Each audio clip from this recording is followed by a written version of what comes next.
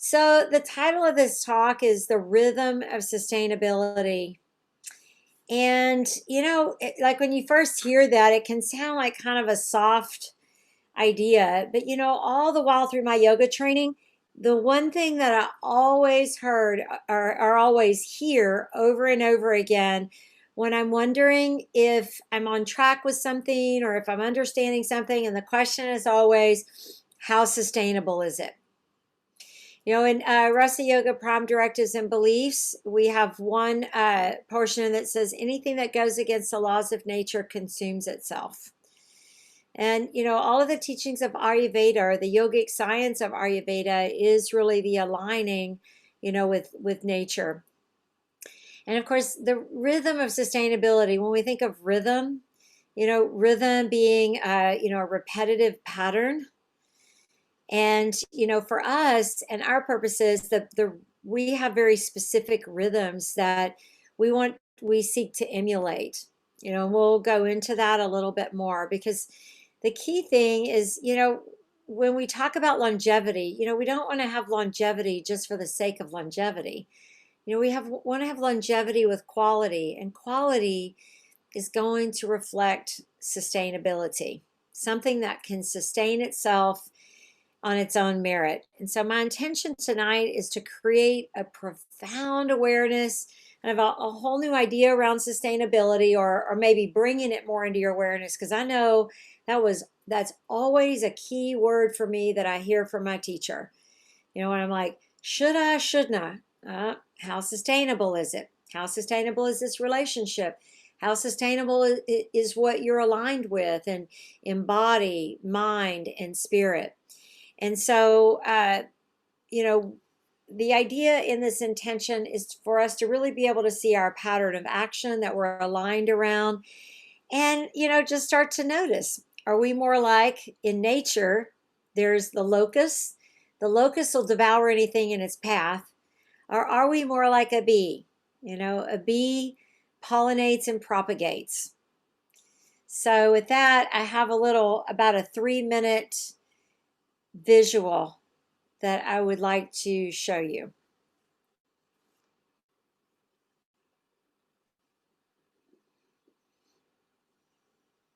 I hope. Ask the bees, for they have not forgotten how to love. Bees have a special connection to the source, as part of a symbiotic system, helping beauty and diversity to flourish. They are a bridge between the macrocosm and the microcosm. There is one heart that connects all, a hive mind, if you will. Like an open brain, the hive sends out its dreams into the world to be manifested.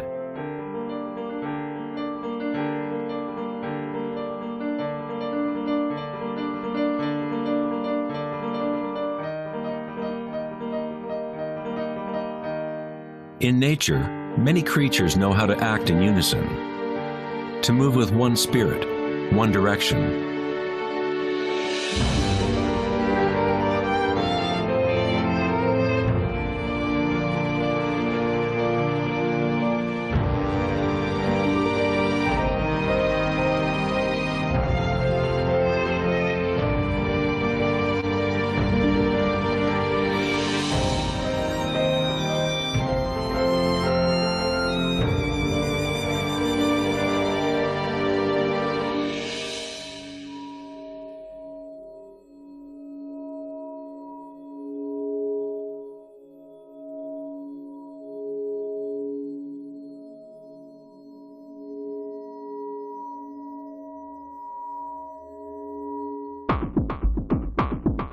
But not all benefit the other species around them. For example, the locust will devour everything in its path. A locust has no choice but to act like a locust. It will never make honey or pollinate plants the way a bee does. A locust's behavior is rigid, but a human is unique in that we can act like a bee, or we can act like a locust. We are free to change and manipulate the patterns of how we interact with the world. We can exist symbiotically or as a parasite.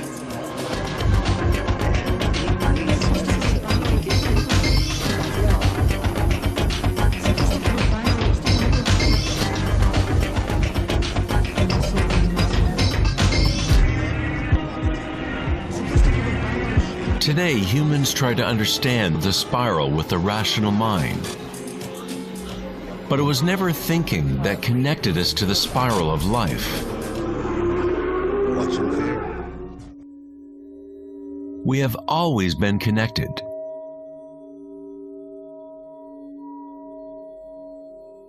Thinking has been what keeps us in the illusion of separateness, within our own identities. Thinking is the creation of separateness, the experience of limitation. The more we align with thought, the more removed we become from the source.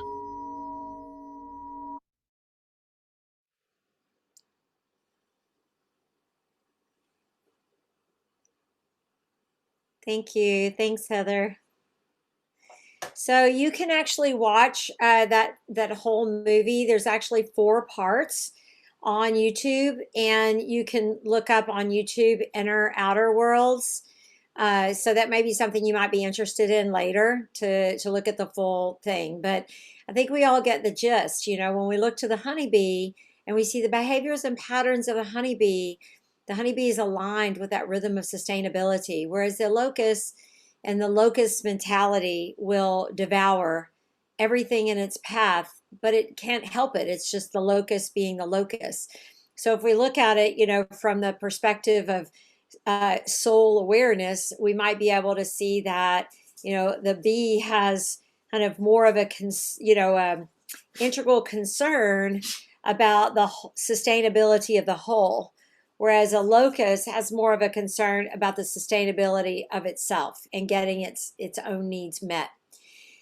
And so the whole thing around rhythm and sustainability, I think, is just more important a conversation than ever, because we are really living in a weird time, aren't we? It's really weird. I mean, it just there's no fancy word for it. You know, we're experiencing more than ever, along with this pandemic. We're experiencing an epidemic of loneliness. You know, people have known and felt lonely, but this has really magnified it, and there's no running from the loneliness that people are experiencing and feeling. And the thing about it is that so much is happening. Like, we're not seeing each other's face. One of our first abilities is to be able to make out someone's face. You know, when we're little, it's one of the first skills we developed, is that facial identity. And now, you know, if you go to our brick and mortar school, gosh, you can be right there and you can be sitting in front of someone you know really well. And I've had it happen. I didn't even know who they were, and they didn't know who I was. And especially if I go in with my sunglasses on, which happens every now and then, and I don't realize I'm walking around with my sunglasses on. So this isn't a judgment of something being good or bad. It's just what is. And really, a very important part of the rhythm of sustainability is the capacity to really see what is and to be able to respond to what is. You know, griping about it or complaining about it, it's just another more locust mentality.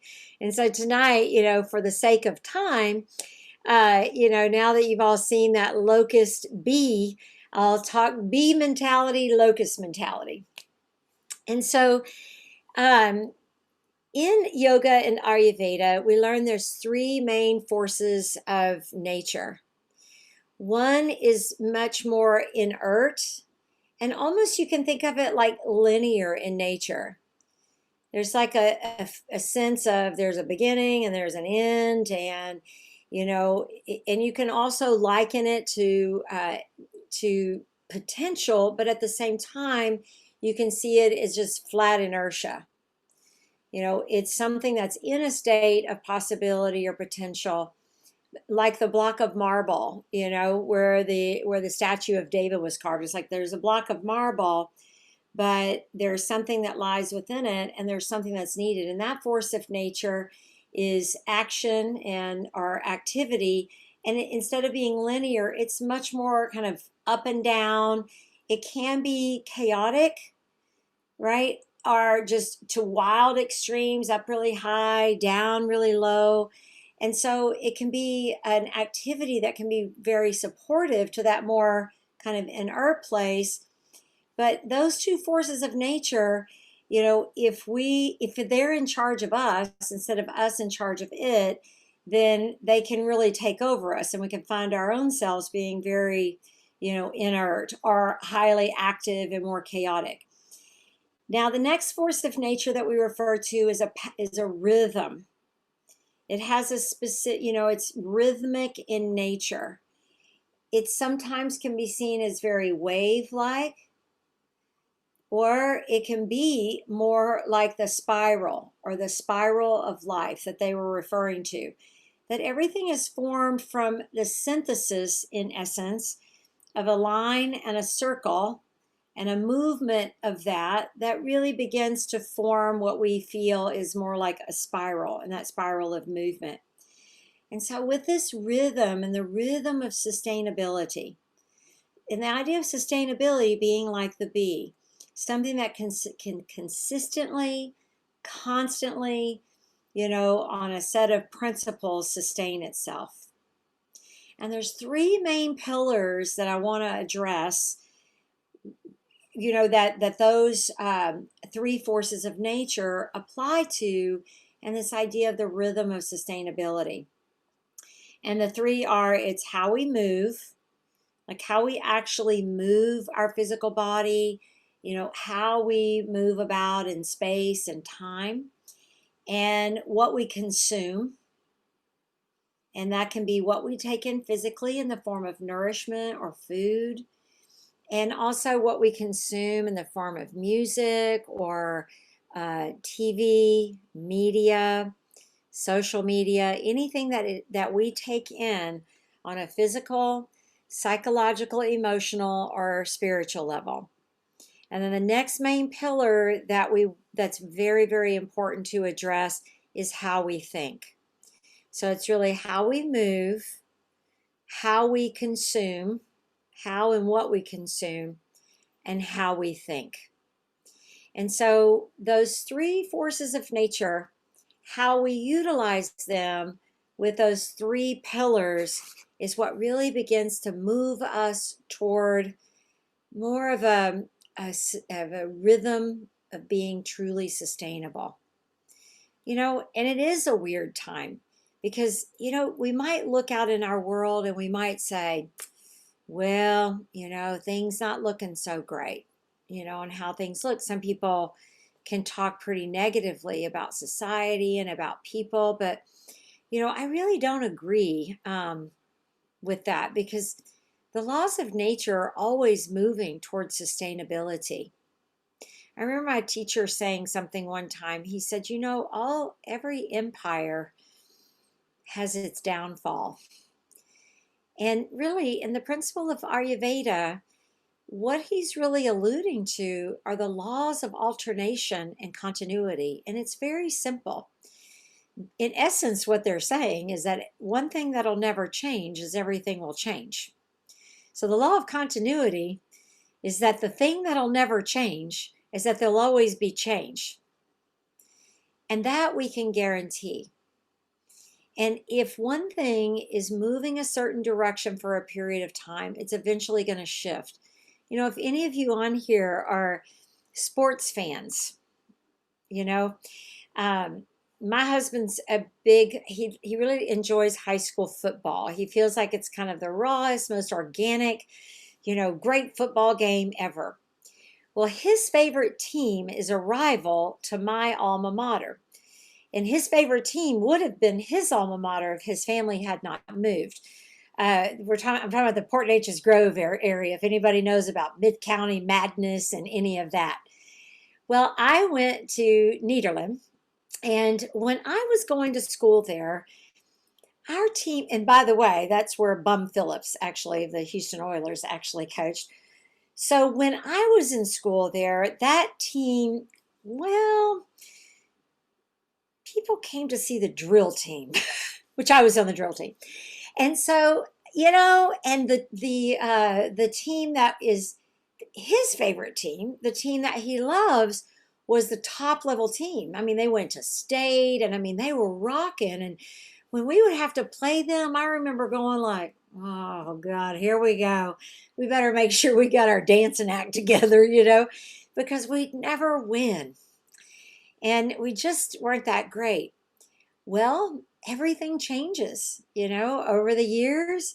My high school alma mater's become one of the top level, and then his favorite, I won't say in front of him, but it hurts him too much. But isn't that true? If you've had any great team or any great, anything that we see, where there's this wild success and they're really on top, it never stays on top forever. It doesn't mean that it necessarily has to fall and slam to the ground and go away. I mean, these teams, for the most part, they don't really play the game only for winning. I mean, they love the game. And when you really love the game, which is truly the essence of sustainability, yeah, it matters if you win or lose when we're talking about a physical idea, but in our spirit and in our mind, we would show up anyway and we'd love them anyway. So the essence of how things move about is there's a wave like movement, and it'll always come back around. Just like the ebb and flow of the ocean. Wouldn't it be something if you walk out in the ocean and you see that the tide has pulled back into itself, and there's all that seaweed on the beach, and we go, oh, and we were just devastated, only to find that there's this beautiful flow next thing later in the day, and all of our stuff was getting swept out into the ocean because we felt sure that that was the new seashore. We felt sure that that was the new way, because our human mind so badly wants to hook into keeping things the same. When the rhythm of sustainability is the understanding that everything will ebb and everything will flow, and that shows up in how we move, in relationship to ourselves, how we move in relationship to others. It could be, your family members, it could be your spouse or your partner. Really the true essence of a mature relationship can move through the ebbs and flows of the hot and cold times, and the fun times and the angry times. And it's that ability to begin to see from that more mature space that there's this ebb and this flow. And then even within the relationship, whether it's a close partnership like a marriage, or best friends, or members within a community like Rasa yoga community. The more that we understand that in relationship with ourselves, that there will always be an ebb and flow. I mean, sometimes we might wake up in the morning feeling a little darker, and that may be our ebb. But if we're able to return to some sustainable principles that I'll talk about, we start to find that we learn to surf the waves of the ebb and flow of life. I also think about it too, like when you think of this spiral, the linear and the circular synthesizing into a beautiful spiral, and then, even into fractal patterns of that way. It's like being able to ride on that, that wave of the spiral. And that's really what we're meant to do, or really what the rhythm of true sustaining is really all about. So, with those three main pillars of sustainability, they're really the things that we work with and how we're moving. So, how we're moving in relation to ourselves, with others, how we walk, is our pinky toe still functional? That may sound silly, but my teacher says death begins in the pinky toe. Well, the opposite of sustainability, right? Maybe not the opposite, but if we really want to sustain and we want to sustain well, we need to have awareness of the pinky toe. And that's really analogous to having this sense of how we move. We know where we are in space and time. In Ayurveda and in yoga, we learn about 5 very important functions. The function of being able to root down so we can rise up like the roots of a tree grow into the earth. We need to be able to really digest what it is when we're moving about and what it is that we consume. We've got to be able to live inspired and take that big inhale or that deep breath in. And above all, know our truth and be able to speak our truth and to have the power to set boundaries around what's okay and what's not okay. And then finally, the ability to move about in life, to broaden our reach like the honeybee. The honeybee has those 5 functions mastered. How do I know? Because they are the essence of our sustainability when we look to nature. And in Ayurveda, these are some of the 5 most important functions that we want to master in how we move and how we move about in nature. And so, in how we move, when we're in the practice of yoga and Ayurveda, we want to learn how to move our body in a way that has a sustainability like the honeybee. It doesn't stop with serving ourselves, because it is important that you create a space of joy and happiness and just, a real sense of kind of a soulful rhythm within your own being. But it is from that we're able to kind of become more proliferate in how we are, and we propagate ourselves in a much healthier way. There's a saying, the rising tide lifts all boats. And really, that root down to rise up, that very first function is truly the ability to let go so that we can move about and that we can rise up. And the next pillar is really such an awareness around what we're taking in. Again, we're in a weird time, right? And the only reason why it's really weird is because it's unusual to us all. I mean, an alien looking down on our planet may think, nothing weird about that, when you look at it from the grand scheme of things. But when we look at things from the very physical aspect of our being, it's weird. And we've got to learn how to set some boundaries around that weirdness, Like, too much news is too much news, right? Too much social media is too much social media. Why? Because it's filled with divisiveness. And here we are, seeking to create a reconciliation of duality, kind of a weaving together of duality. I feel many people on here and on Facebook are in it, for the long haul and really seek more of a weaving together. But if we're constantly allowing ourselves to be bombarded, with divisiveness and opinions that are from actually very limited viewpoints.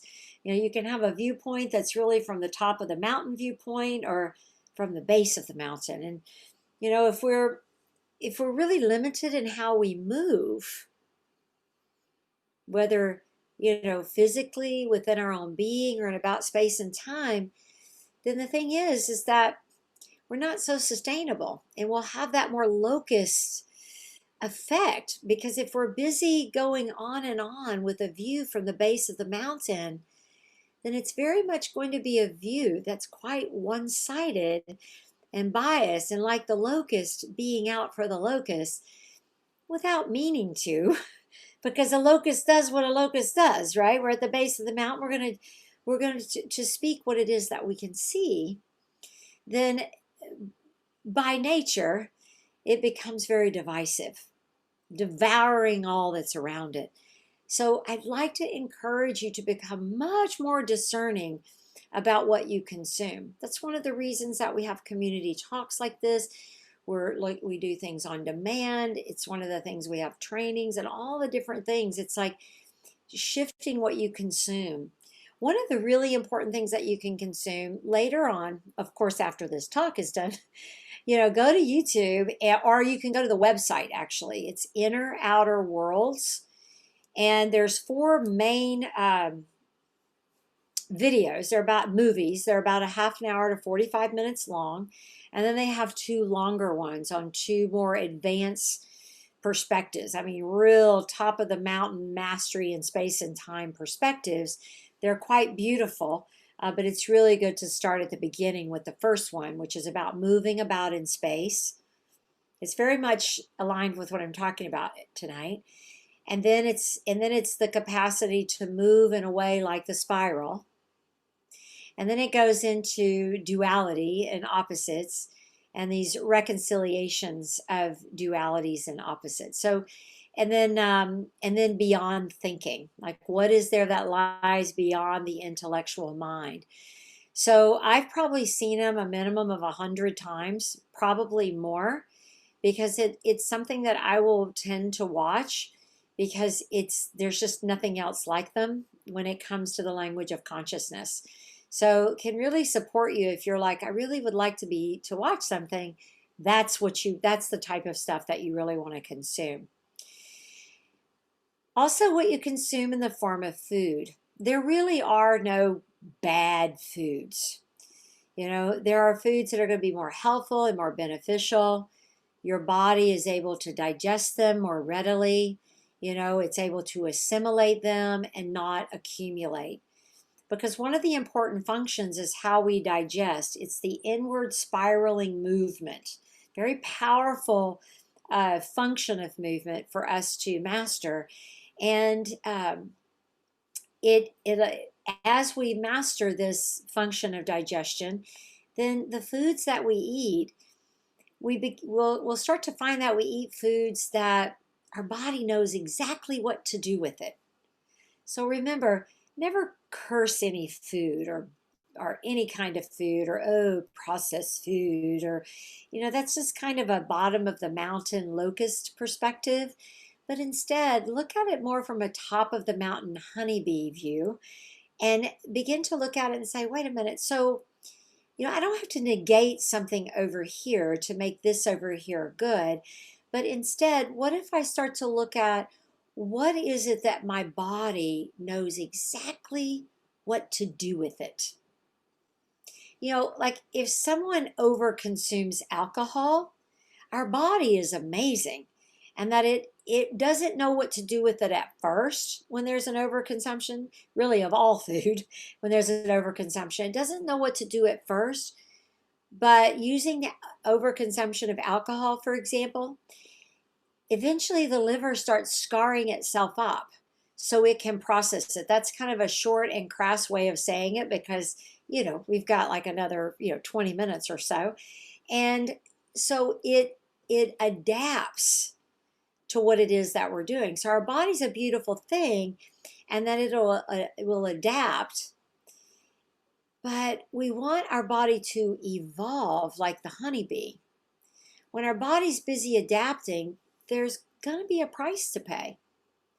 And the reason there's no bad foods is because if you eat a food here or you eat a food there, or you enjoy a glass of wine here and a glass of wine there, or you enjoy something, when there's not an overconsumption, your body will be able to know what to do with it. Because if you have good, healthy enzyme functioning, and your lymph glands are functioning, if everything's functioning well, it'll know what to do with it. But over time, when we over consume, that's Ayurveda will teach you that is the greatest issue.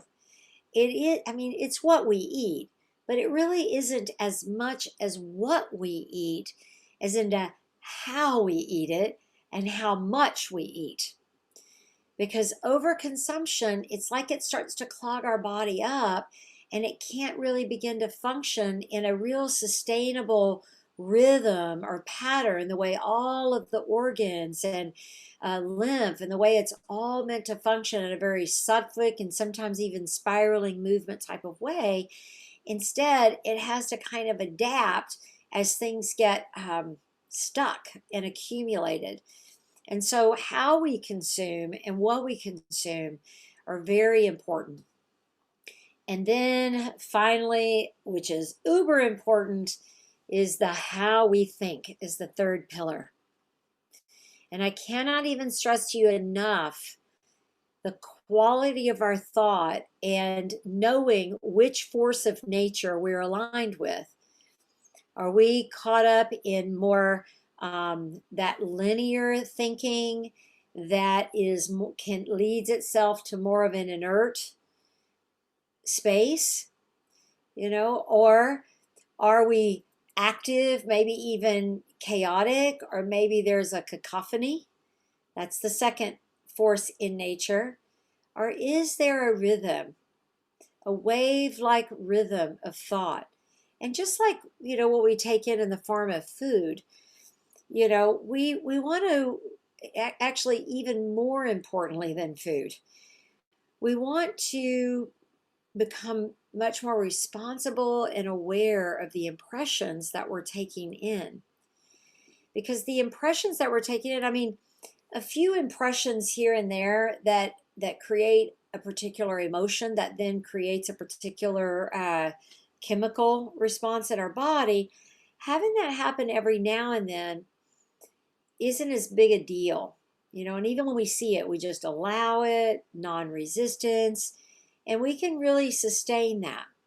But if we continuously take in impressions that feed our lower nature, our limbic system, our survival mode, over time, we're going to desire more of that because we start to accumulate it, and that becomes a comfort zone. That becomes a place of familiarity. We become more familiar with, and many people are almost bored with something that's inspirational. They even make fun of it. I get made fun of all the time for the types of things. I love to watch loving things, funny things, things that cause me to really feel a sense of like an expansion in my heart. And even if it's something that's deeply saddened, it causes me to feel a depth of passion and empathy, maybe even a compassionate grief. Like if you've ever watched some of those shows like Marley, one of my favorite shows, the dog Marley, any dog show, or animal show or something, you watch that, you're like, there is something, where we give ourselves permission to almost have more empathy for animals than we do people, because we feel like there's a safety in that. Sort of a no obligation scene, to love a pet more and to have more empathy because, we feel safe. We feel safe there. But I got to tell you, my friends, it's important. It's lovely to have something to love and to hold, and I encourage it. But the true rhythm of sustainability and how we think requires that we get engaged and that we connect with one another. And that the type of impressions that we are taking in really are other people's faces. And it is extremely important, that we're seeing the smile or a tear, the eyes of other human beings. And it is my firm belief right now, that's also coupled with the things that I know, that we are longing for that and we are missing that greatly. And it is affecting the impressions in our mind, because the number one impression as a child is that we make impressions on faces. For most, it's mother's face, right? Our first caregiver's face. We grow accustomed to doing that, and we create neural pathways in our brain that strengthens our abilities with that, to see those, to have that facial recognition and see those facial patterns and the facial expressions. There was an experiment, and the experiment was where there was a little baby, probably a year old, in a little carrier, and the baby's mother was in front of the baby. And at first, she's smiling and she's creating all these really sweet and beautiful impressions. All the crazy faces we make for babies actually serves a purpose. When we go, do, do, do, do, do, do, do, do, do, all those things that we do, the baby is creating neural pathways on expressions. It's learning all about the numbers of expressions. And the more of the happy and playful expressions, that's what the baby starts to recognize more. Well, this mother sits looking at the baby, and the baby is just tickled with all the the expressions, and then the baby would start to engage, and the baby would point, and the mother would look at where the finger was going. The baby would make what they call a bid for attention, and the baby would point, and and it was like a shared attention. That's very important to us in humankind, that we have a shared attention to things, and that we have shared experiences that moves just beyond facial recognition. And so she would look, and she would, yeah, and do all of this and have this shared experience. Well, then right after that, then they had the mother just sit and look at the baby. She did not make an ugly face. She didn't make a sad face. She didn't make a happy face. She just looked. She got very set with no expression. My guess is they probably had to interview quite a few people so that they could find someone that would have the capacity to do that. And for about a minute or so, she just sat there. And the baby tried at first, smiling and doing its thing. And she just sat. Then the baby tried pointing, looking over there. And she just sat and stared. Nothing. Total flat affect. Next thing you know, the baby starts pulling itself up, and then it starts looking in other directions. Like the baby clearly doesn't want to look in the direction of the mom, starts looking in other directions. Then when the baby doesn't get any kind of feedback, the baby starts crying. Then the baby starts yelling. And then finally the mom shifted. And the moment she shifted, everything changed.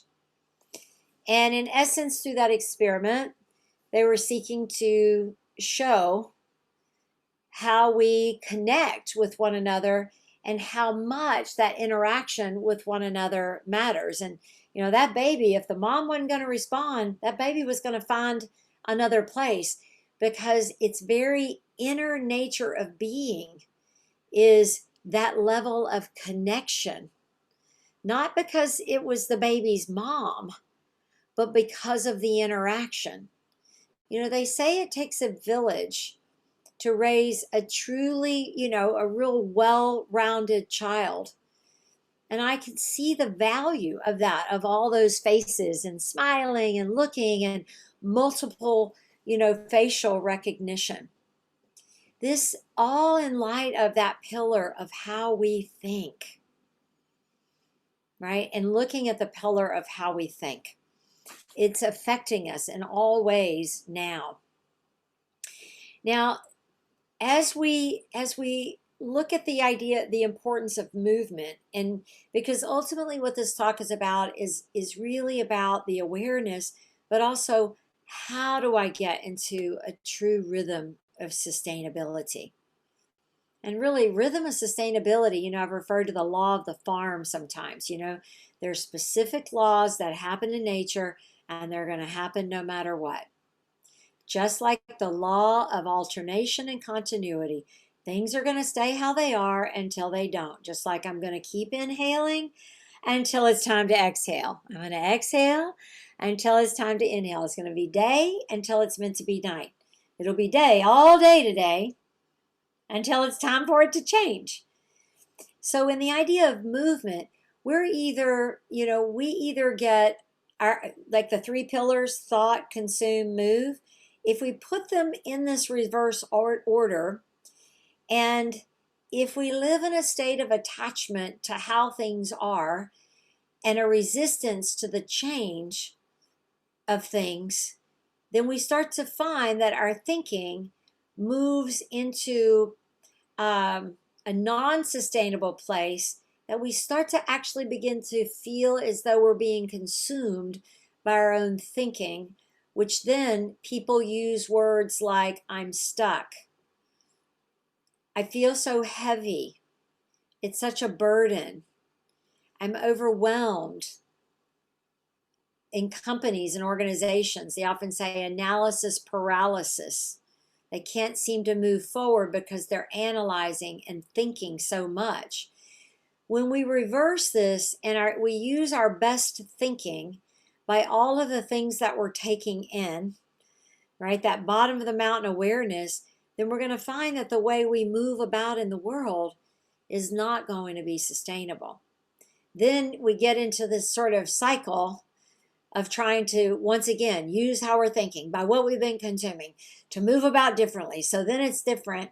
And then we just keep using, really, in many ways, the past and the history of our past to try and create a new future. And that's just not going to be possible. We're going to have to look at those three pillars, and we're going to have to literally train them. We've got to look at how we're moving and start to refine first using our physical body with how we move. We want to develop our proprioception, our awareness to have a sense of where we are in space. What's behind me? What's, a real 360-degree view. When we start to develop that within our own physical body, and my teacher always says the way you do one thing is the way you do everything. And it's true. You start to develop that sort of more spherical view from within an internal referencing point of your own being. You start to feel more like you've got kind of a top of the mountain view as opposed to a bottom of the mountain view. And so we begin first then as well creating a real rhythm and harmony with our breath, the very life force and the life-giving force of being. And when we begin to develop that, a real rhythm with how we move, developing our proprioception and what's called our interoception, our somatic awareness, along with breath, and we develop this rhythm, right? You saw in the inner outer worlds how, the antelope were running together and how the fish were swimming together, how the bees, that there's a harmony. And really what you're seeing there is the harmony of movement and life force. For us, the most manifested form of life force is breath. And we're talking about shifting from, we don't want to live more like the locust, we want to live more like the honeybee. And then from there, we want to begin to really start to look at what we're feeding ourselves as far as what we're watching, and then how we think. And the key thing is that our attachment and our resistance, our aversions to things, are the dynamic duo and can very much be our greatest nemesis. We've got to train our mind through the harmony and rhythm of body and breath to cultivate an awareness of where we're gripping and holding on. In other words, where we're getting in the way of the law of continuity and where we're getting in the way of the law of alternation. When we begin to direct our lives, like if, a lot of people out there, they do anti-aging. Well, anti-aging, that's not a really good phrase to use because time is going to move, right? Time will continue, everything's going to continue to move. But really, you want to be pro-life for real, right? Day to day, moment to moment, wake up each and every day filled with a sense of gratitude. And even if you wake up in the morning with a feeling of heaviness and dark, that's just that force of nature that's like the lump of clay, or the block of marble. That's why in the morning, one of the worst things you can do is start getting into your tasks, because at that time in the morning, your mind's more linear, right? Oh, I just woke up. Where am I? What day is it? What time? Because that linear aspect helps us to orient, right? And so we get there. But if we stick with that and we start going, what do I got to do today? That is the worst thing that you can do.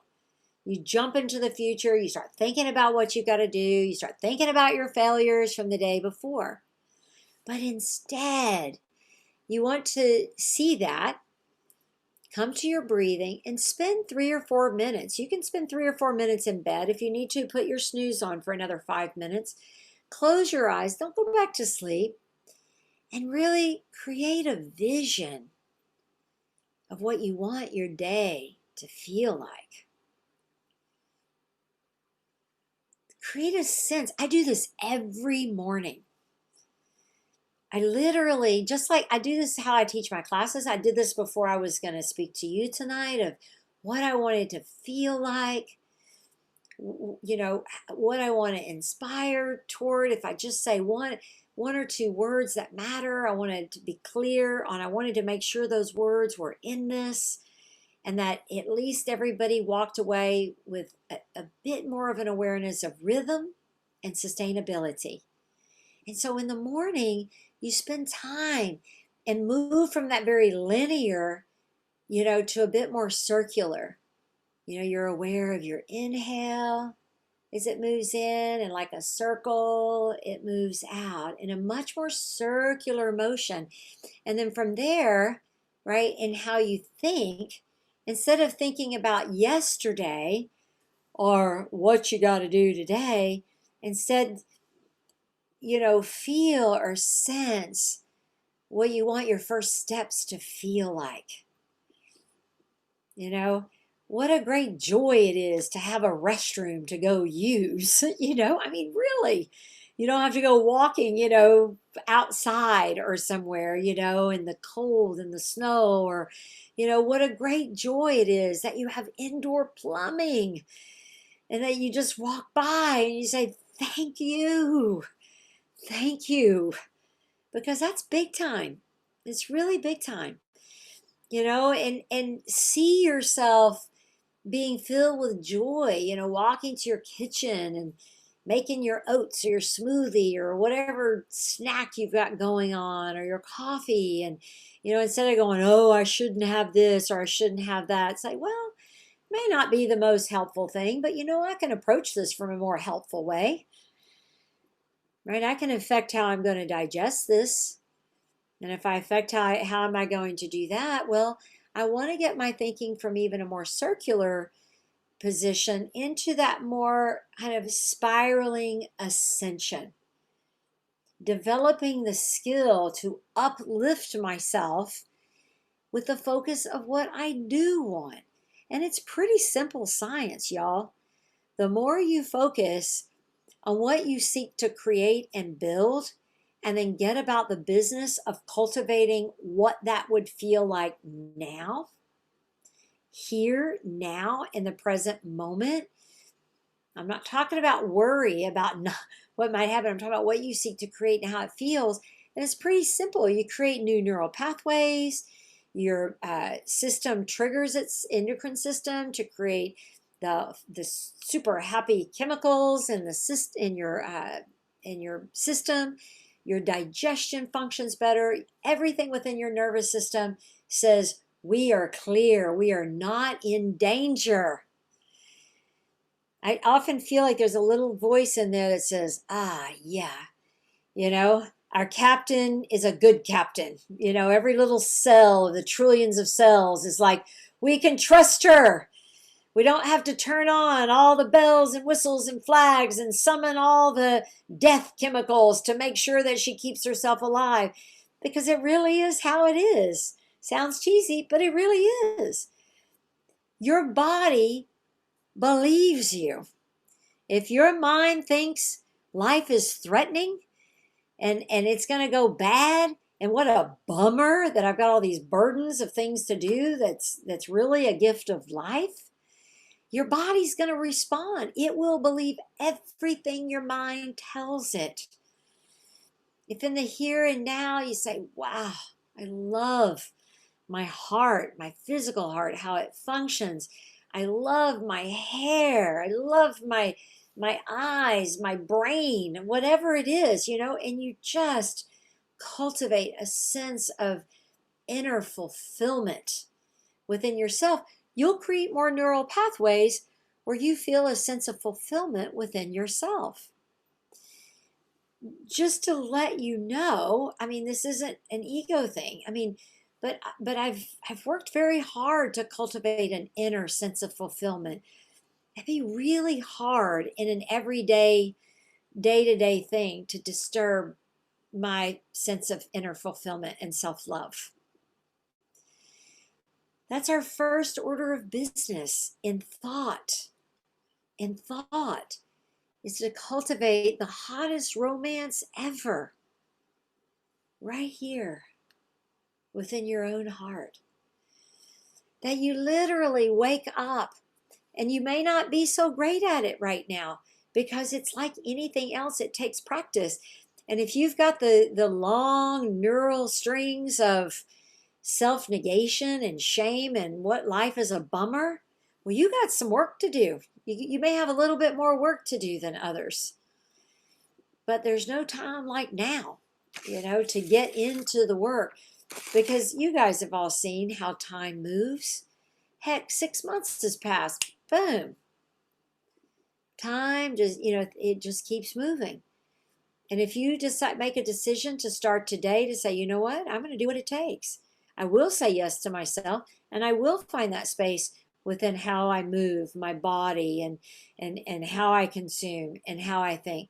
And I'm going to get this figured out, and I'm going to be a dang honeybee, because a honeybee is who I'm meant to be for sure. So the rhythm of sustainability looks like when we get how we think, how we eat, how we move, when that gets into that harmonious movement, which we're the only species that can choose not to do that, right? And so within ourselves, right? And so when we get into that harmonious movement with ourselves, you'll be amazed at how the environment around you begins to feel more harmonious, because the perspectives of others stop having an effect on you, and really you start to see that your inner perspective, that how you view the world is a reflection of you. And when you can start to really see that the way you view the world is a reflection of you, then when you start making shifts in how you view the world, and you start viewing the world through the lens of love and unity, then you'll know that within yourself, you're finding more that sense of love and unity. Let's see. I said, so in how we think, we need to get ourselves off of the news, off of social media. Look at time as a gift, not a burden. One of the great things that you can do if you wake up in the morning and you have a lot to do, and truthfully, when you're thriving, you're going to have a lot to do. Thriving people get a lot of stuff done, but they don't do it from the doing. They do it from the being. And when you become that force of sustainability, it's like how a tree begins to, multiply its fruit. It doesn't have to work to multiply its own fruit. It becomes the principle of the tree. And the idea is that instead of being the one that's running around having to try and plant the seeds and harvest, over time, as you master those 5 functions, you actually begin to be the tree. And you begin to function like the tree. And then remember when I talked about the function of your reach and the way you begin to create? You begin to create and propagate and become more proliferate like the honeybee. The honeybee doesn't necessarily work harder. It just moves in harmony with nature. And above all, here's a biggie, y'all. You've got to stop the judgment. Judgment of yourself will not get you into the flow of sustainability. And when you judge yourself, and you're harsh on yourself, you withhold love from yourself. When you do that, that's locust mentality. It will be self-consuming. It's often said that anger shows up in depression turned on oneself. When a person's depressed, they've just turned that anger inward. Anger turned outward is rage. And so I'm not saying dropping judgment is super duper easy. We've got to get those pillars moving in that harmonious nature. And we've got to train our bodies, our breath, and our mind to be able to do that. And but one simple way of dropping the judgment for now, kind of a takeaway that I hope that, if some of you, if I never see you again, you remember this one thing seriously out of this whole talk, beside the question, am I being a locust or a bee, right? You want to be able to notice when you're judging yourself, when you're dividing against yourself, little things like calling yourself an idiot, little things like, God, why did I did the wrong thing. Little things like, who would ever love me? You know what I'm saying? All those, there's more of them. They're icky. They're judging, they're self-denigrating, and they're divisive. But the thing is that you have that beautiful part of the limbic system, right? That we refer to affectionately as the survival mode. Eventually, your survival brain will kick in, because judging yourself so much that you practically bury yourself into the ground with your thoughts and your thinking of judgment is not sustainable. So then your body adapts, like the liver adapts. Like the liver adapts to overconsumption of ibuprofen, for example, right? Then what happens with that judgment is we start to adapt and we judge others. Because judging others in our survival mode seems like a natural next step. So if you find yourself judging others, you can bet that the seed of that judgment toward others, the division and the separation, began with you, and the harshness toward yourself. The cruelties that we direct at ourselves, the withholding of love. So one simple thing that you can do is that instead of deciding if you're right or you're wrong or it's good or bad, instead you ask yourself, now, is this the most helpful thing to do? Is there a more beneficial way to approach this? Is there something that I could eat that would be more helpful? Is there a way I could show up that would be more beneficial? Do you see? It's just kind of see it as a more or less, something's more helpful, more or less helpful or beneficial. That's just a beginning, and hopefully can be something that can help out some. Because I want you to take away more than anything that you allow the self-recrimination and self-judgment to go. Finally, in closing, some exercises for you to journal about and just to do some reflection, especially some of you that are training with me this weekend in yoga self-mastery. These questions are aligned with that training this weekend.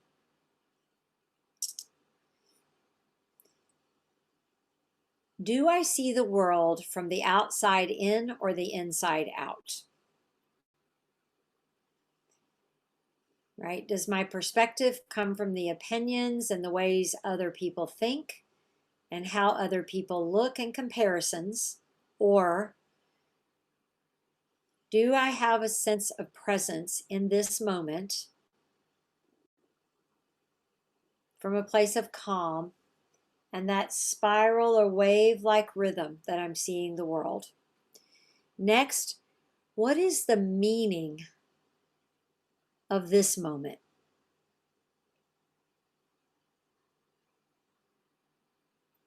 Ask these questions like prayers. You want to avoid the intellect jumping in, analyzing to try and answer it. Just journal and take on more of an artist approach of what is the meaning of this moment, and just start writing. Next, do I feel my worth?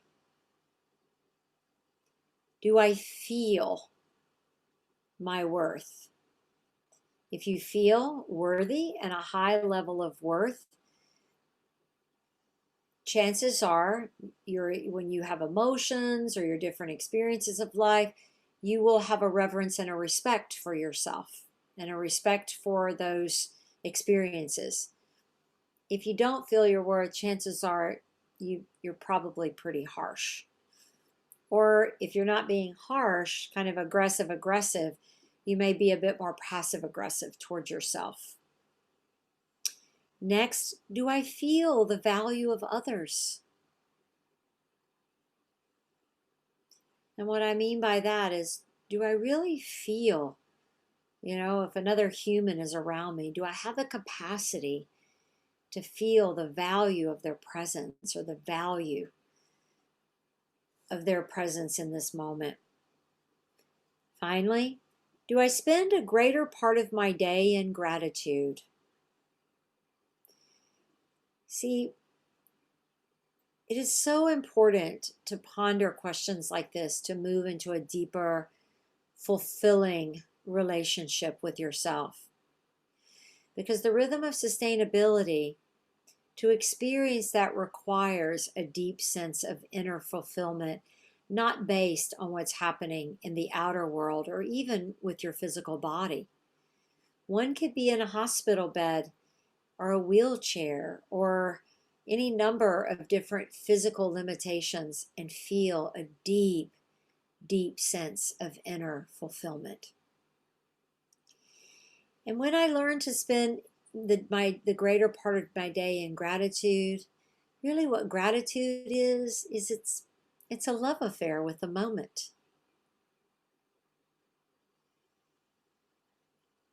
It really is. It's like when in this moment I can look at something to just really have appreciation for, then in that moment, that'll turn me toward that deeper sense of inner fulfillment, that true love affair with myself shows up with a love affair in the moment and an appreciation of what is. And that's what really matters. I really appreciate you guys being here. Everyone on Facebook, I appreciate you guys all being here. These are important questions for our time. If you have any questions or comments that you would like to offer, you can either email them, but if you have something that's really juicy right now, you can do it. If not, you can send questions or even comments to questions@rasayogaschool.org. We'd really appreciate, your 5-star comments of your experience of this on social media. Not too long on social media. But on social media, you got to be the honeybee a little bit. And that's a part of the honeybee, I think for most people, Rasa Yoga and the Rasa Yoga system, they're truly something that we all seek to propagate. And one of the key ways we do it is, we share our sustainable experiences, that which you've learned that has managed to create more healthy sustainability in your own life. Any juicy questions that you need to bring up now or comments?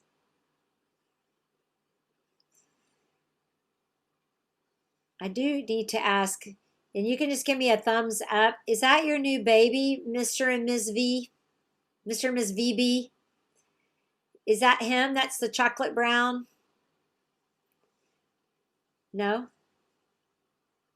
I thought I saw a big dog there.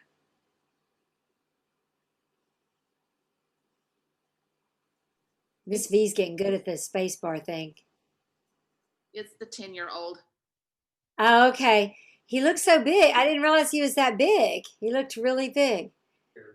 Okay. What did he say? She weighs 30 pounds. Oh, okay.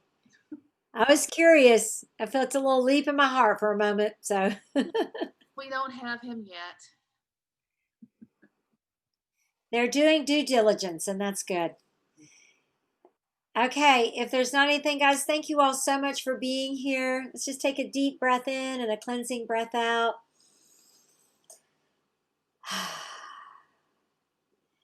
And let us acknowledge the presence of all saints, sages, gurus, teachers, and masters.